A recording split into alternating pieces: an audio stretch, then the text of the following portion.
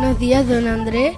Este fue el último libro que nos leemos sobre usted. Los cuentos no tienen miedo. Le vamos a hacer unas preguntas personales y profesionales. ¿Dónde nació? Pues nací en la provincia de Orense, en Galicia, hace como más de 40 años, en un pueblito, pero con muy poquita edad ya me fui a vivir al País Vasco y después de una temporada allí, pues mis papás eligieron un sitio maravilloso para vivir y fue esta isla. Y desde aquel momento, con más o menos 6 años, llegué a Tenerife. ¿En qué continentes ha estado? ¿Le gusta viajar? ¿Y a quién no le gusta viajar? Pasa que viajar es caro y entonces yo tengo una forma de viajar muy barata que es leer. Pero bueno, por continentes te voy a decir de que me falta. Todavía no he ido a Oceanía, ¿de acuerdo? Que es que es Nueva Zelanda y Australia, pero el resto de los continentes ya los he visitado por suerte. ¿Por qué decidió ser escritor? Pues me imagino que porque era feo y tenía que buscar un camino para gustarle a las chicas y entonces probé de todo y parece que entre todas mis habilidades no estaba ni la pintura, ni la danza, ni la escalada, ni la escultura y encontré que sí, que la escritura se me daba. Me encontraba muy cómodo frente a papel en blanco que tenía, porque leía mucho, eso es verdad, leía un montón. Entonces, pues es verdad que se me venían muchas ideas a la cabeza y era capaz después de plasmarlas. Y sobre todo descubrí algo importante que me hizo empezar a conectar y a comprenderme, y es que era capaz de expresar mis emociones en el papel. Y descubrí y así descubrí la poesía. Y entonces yo creo que por eso empecé a escribir. Vale. Ahora seguirá mi compañera Chasi. Hola, buenos días. Buenos días. Me llamo Chasi y les voy a hacer unas preguntas. ¿Qué quería ser de mayor?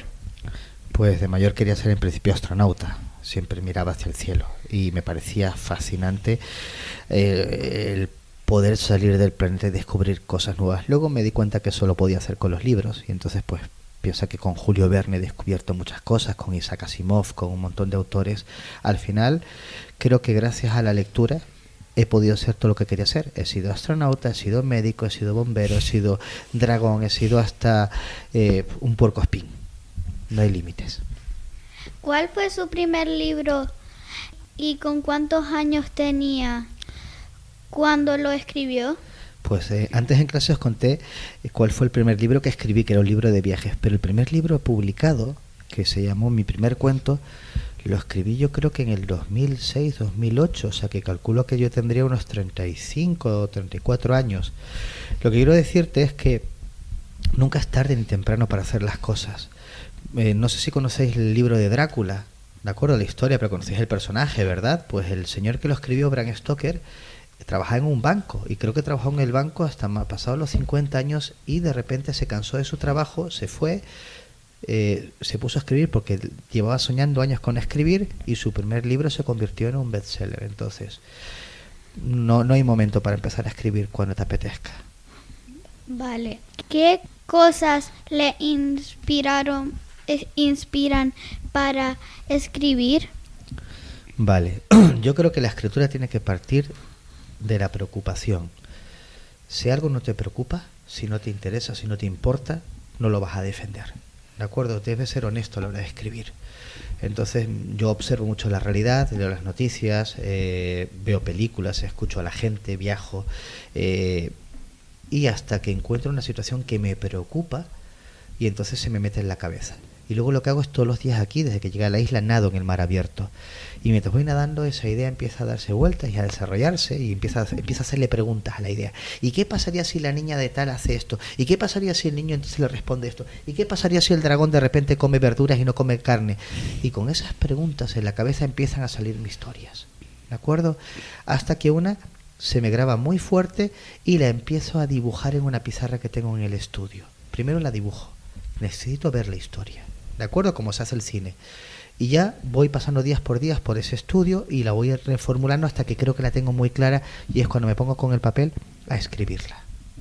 Vale, ahora le pasaré con mi compañera Silvia. Vale, muchas gracias.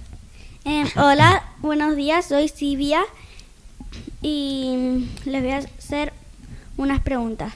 ¿Hay partes de la vida reales en algunos de sus libros? Siempre. Siempre, a ver, no cosas íntimas, cuidado, uno tiene que defender, y más en esta época de internet que la gente está haciendo un poco el tonto, ¿de acuerdo? Poner sus cosas personales. Claro que hay experiencias, pero que uno generaliza, ¿de acuerdo? Si yo tuve una pelea de pequeño en el colegio y quiero hablar de la violencia en el aula, me pueden servir mis impresiones en la pelea, mi rabia, mi frustración, pero no describo ni pongo el nombre del chico con el que me peleé, ni el mío. ¿Entendés la idea? Hablo de la violencia y de qué provocó esa violencia, pero no, digamos, saco las vergüenzas ni las intimidades de nadie en los libros. Si yo quiero hablar del amor entre un chico y una chica cuando tenían 10 años, del primer beso, puedo recordar mi primer beso, pero no voy a poner el nombre de la chica ni exactamente cómo fue. Eso es muy especial. Si voy a jugar con las emociones o el dolor de barriga o lo que pasó, pero hasta ahí, ¿de acuerdo? Entonces, respondiendo a tu pregunta, Silvia, sí, claro que a uno le sirve su experiencia, pero, insisto, dejando lo privado y lo personal fuera de lo público, ¿vale? Vale. ¿Quién le ayuda a revisar lo que escribe? Hombre, el trabajo de revisor es profesional, ¿de acuerdo? Todas las editoriales tienen una persona que suele ser muy buena en gramática y en ortografía, que se encarga. Generalmente suelen ser personas que vienen o de filología o de periodismo, ¿de acuerdo? Y las editoriales con prestigio suelen tener a muy buenos revisores, revisoras. Yo asumo también esa labor. Yo, antes de entregarle un texto a una editorial, lo leo muchas veces y lo leo con un truco al lado, que es con el diccionario. Parece una tontería. Ahora yo lo hago con el móvil, pero antes lo hacía con el libro. Y ahora, cada vez que tengo dudas de cómo va una palabra, lo consulto y la pongo bien. Eso lo hago durante mucho tiempo y es fastidioso, ¿eh? Venga, otra vez. Pero ¿qué pasa? Que nos viciamos con la lectura y al final, cuando lees una cosa 10, 15 veces, hay un error chiquitito que se te ha pasado y que ya no ves. Se llaman los duendes de la gramática. No está, para ti no. Necesitas que otra persona lo lea de otra perspectiva y lo encuentre. Fallos de puntuación, tildes, esas cosas. Ahí lo corrige esa persona, ¿de acuerdo? Entonces, suelo ser yo y luego suelen ser los profesionales editoriales los que hacen la última revisión y me mandan, además de forma muy educada, los comentarios para que sea yo el que los corrija. Porque fíjate una cosa, hay una cosa de mucho respeto al escritor o a la escritora. El que revisa no te toca ni una palabra, ¿de acuerdo? Solo te la marca para que seas tú el que corrijas. ¿Te respondí la pregunta? Sí. Vale. ¿Cuál es tu personaje favorito de tus libros?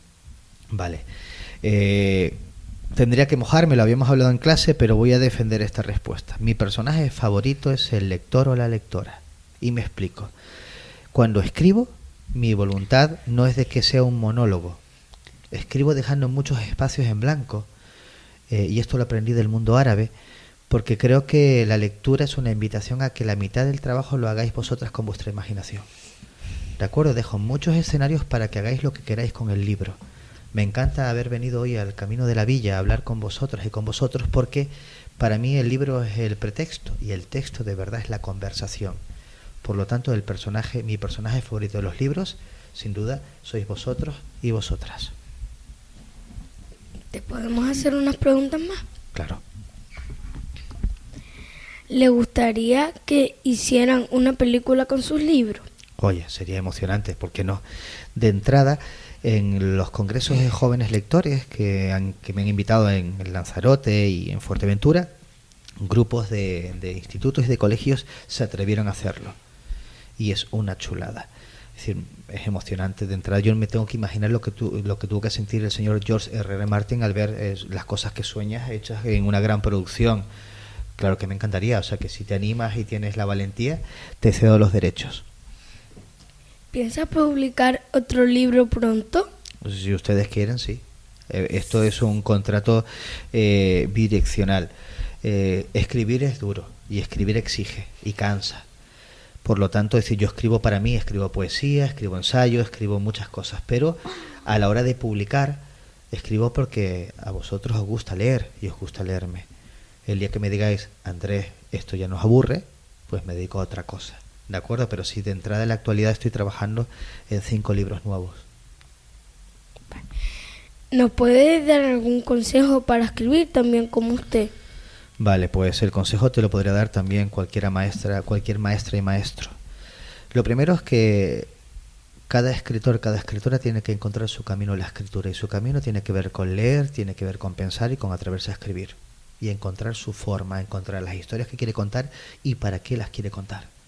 Y si esa respuesta no te la das tú, vas a estar viviendo la vida de otro. ¿De acuerdo? Querer ser escritor porque tu padre es escritor o porque tu madre es escritora, porque viste una película y tú no lo sientes como algo natural, es vivir una farsa. ¿De acuerdo? Tienes que ser tú el que decidas qué quieres escribir y qué quieres escribir. Para escribir, ya una vez has tomado esa decisión, ¿qué hace falta? Leer. Hay que saber cómo escribieron los grandes escritores, cómo escribió Cervantes, o cómo escribió Balzac, o cómo escribió Goethe, o cómo escribió Dickens. ¿De acuerdo? Porque hay una cosa que sí es científica, y es que, por ejemplo, Shakespeare es tan bueno o tan famoso porque manejó 6.000 palabras diferentes en su obra. Cervantes 5.000, Goethe 4.500. Si es verdad que dicen que pensamos palabras, cuantas más palabras tengas en la cabeza, más rico es tu pensamiento y más posibilidades tienes de inventarte las historias que tú quieras. ¿Y cómo se aprenden las palabras? Leyendo, escuchando, estudiando. ¿Te respondí? Sí. Muchas gracias por venir a visitarnos y que tengan un buen día. Igualmente ha sido un auténtico placer. Gracias a los tres. De nada. De nada. De nada. Adiós.